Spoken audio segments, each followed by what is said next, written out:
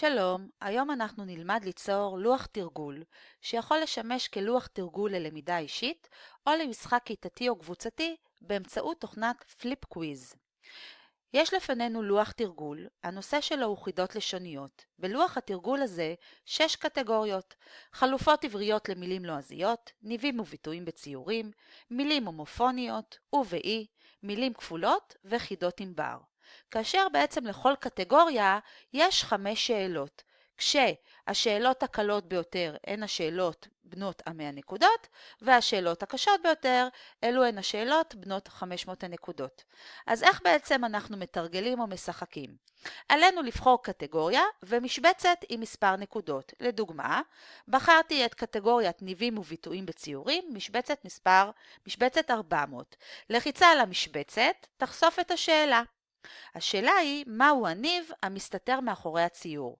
כדי לדעת אם אני יודע בוודאות את התשובה, עליי ללחוץ על הכפתור הירוק פה שבצד שמאל, Reveal Answer. לחיצה על הכפתור תחשוף את התשובה. הניב בעצם שמסתתר מאחורי התמונה הוא בכי תמרורים שמשמעותו בכי מסיבי, גדוש דמע ומרירות. לחיצה על ה-X תחזיר אותי ללוח התרגול. דוגמה נוספת, מילים הומופוניות, אלו הן מילים בעלות אותו צליל, אך משמעות שונה. לחיצה על משבצת ה-300 תחשוף בפניי את השאלה הבאה. מניין השנים מיום לידתך, או נרדף הוא לאושר ולשמחה. לחיצה על התשובה תחשוף אותה, והתשובה היא גיל. שימו לב שכל שאלה שכבר שאלתי, המשבצת שלה בעצם נצבעת בצבע חלק, כך שלא אוכל לחזור אליה שנית. אז איך בעצם אנחנו יוצרים לוח תרגול שכזה?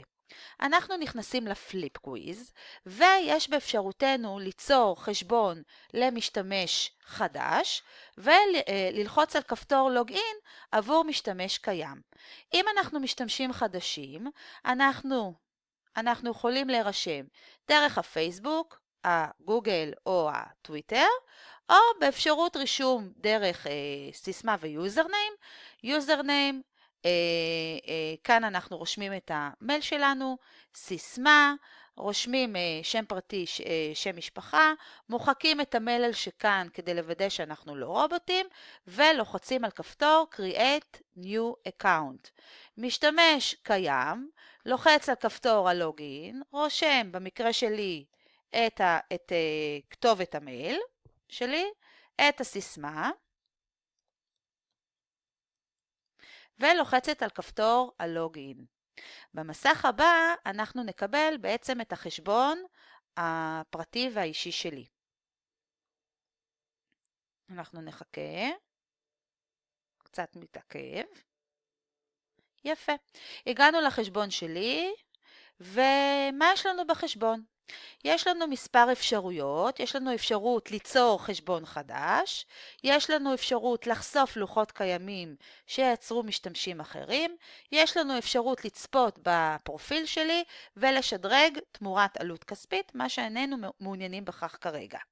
בחשבון שלי יש 4 לוחות קיימים שאני יצרתי, חידות לשוניות, טריוויה, מדינות בעולם, ספר שמואל, וגם לוחות שמשתמשים אחרים יצרו, שסימנתי אותם כלוחות מועדפים, כדי שאוכל לעשות בהם שימוש עתידי. איך אנחנו בעצם יוצרים לוח חדש? אנחנו לוחצים על Create a Quiz Board. לחיצה על הכפתור Create a Quiz Board תפתח בפנינו את האפשרות להכין לוח חדש. ראשית עלינו לתת שם ללוח.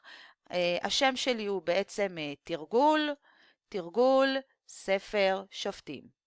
שומרת שמור והמשך. במסך הבא אני בעצם אקבל לוח שהוא ריק, שאותו אני אצטרך למלא. בלוח הריק שלי יש לי אפשרות למלא עד 6 קטגוריות, לא חייבים למלא 6 קטגוריות, ולכל קטגוריה 5 שאלות. בצד שמאל מופיעות השאלות, בצד ימין מופיעות התשובות. אני מזכירה שהשאלות הן בסדר קושי עולה. השאלות הראשונות אלו הן השאלות של 100 נקודות, אלו השאלות הקלות יותר, והשאלות האחרונות, השאלה האחרונה היא השאלה של ה-500 נקודות, זו השאלה הקשה ביותר. אז ראשית אני אמלא את כל 6 הקטגוריות. אז הקטגוריה הראשונה, אני רוצה את השופט גדעון בן יואש. הקטגוריה השנייה תהיה דבורה הנביאה. הקטגוריה השלישית תהיה השופט עתניאל בן כנז. רביעית, השופט אהוד בן גרה. החמישית, השופט שמשון. וזהו, אני אסתפק כרגע ב5 קטגוריות. כרגע הקטגוריה הפעילה היא הקטגוריה של השופט שמשון, זו הקטגוריה המובלטת יותר בצבע חום. אני חוזרת לגדעון בן יואש ומחברת 5 שאלות, החל מהפשוטה ועד הקשה ביותר. השאלה הראשונה תהיה מה שם אביו? התשובה היא כמובן יואש. התשובה מתחבאת בשם. השאלה השנייה, היכן מצא אותו הנביא? התשובה היא בגת. שאלה מספר 3, מה פירוש השם ירבל? התשובה רב עם הבעל. שאלה מספר 4, של 400 נקודות, את מי לכדו בני שבט בנימין? והתשובה, את שרי מדיין, עורב וזאב. והשאלה הקשה ביותר היא, מה חלם החייל המדייני? והתשובה, בחלומו ראה החייל המדייני את חרב גדעון מתהפכת במחנה. זהו, בניתי 6 קטגוריות, יצרתי 5 שאלות לקטגוריה הראשונה, ובאותו אופן אני יוצרת שאלות ליתר הקטגוריות. לחיצה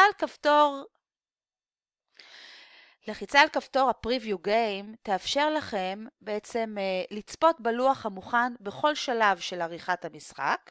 שימו לב שיש לכם גם אפשרות להוסיף תמונות לשאלות. למשל, היכן מצא הנביא את גדעון בן יואש? התשובה היא בגת.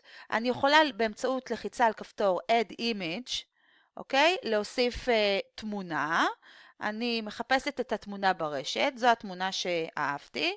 אני מעתיקה את הקישור שלה, חוזרת לחידון, והנה התמונה נוספה לי. בכל שלב של בניית לוח השאלות מומלץ ללחוץ על כפתור ה-Quick Save, שזה בעצם השמירה המהירה, ובמקרה שסיימתם לערוך את הלוח, אתם לוחצים על כפתור Save and Finish. לחיצה על כפתור Save and Finish תיתן לכם בעצם 4 אפשרויות. האפשרות הראשונה היא לערוך את הלוח, אם עדיין אתם רוצים להכניס בו שינויים. הכפתור הזה הוא בעצם כפתור השתף, למקרה שאתם רוצים לתת קישור למשתמשים נוספים. לחיצה על הכפתור הזה היא תאפשר לכם להדפיס את הלוח, ולחיצה על הכפתור הזה תאפשר לכם לשחק בו. בואו נראה דוגמה. לחצתי על כפתור פליי, ומתקבל המשחק שהוא יחסית דל בתכנים, כי אני מזכירה לכם שבעצם יצרתי אומנם 6 קטגוריות, אבל בחרתי לתת 5 שאלות רק לקטגוריה הראשונה, ולכן הלוח בשלב הזה הוא חלקי ביותר. אני יוצאת מהמשחק ואני לוחצת על כפתור השתף. ברגע שאני לוחצת על כפתור השתף, מתקבל המסך הבא. אם אני לוחצת על הכפתור, שוב כאמור, אם אני לוחצת על כפתור השתף, מתקבלת חלונית שבה 2 קישורים. אם אני לוחצת על הקישור הזה בעצם מאפשר למשתמש בו לערוך את הלוח המקורי שאני יצרתי. אם אני לוחצת על הקישור הזה, ושולחת אותו למשתמש כלשהו, הקישור הזה בעצם מאפשר למשתמש להגיע ללוח המשחק שאני יצרתי, אבל מבלי לעשות בו שינויים. וזה הכל. מאחלת לכם בהצלחה ולמידה מהנה.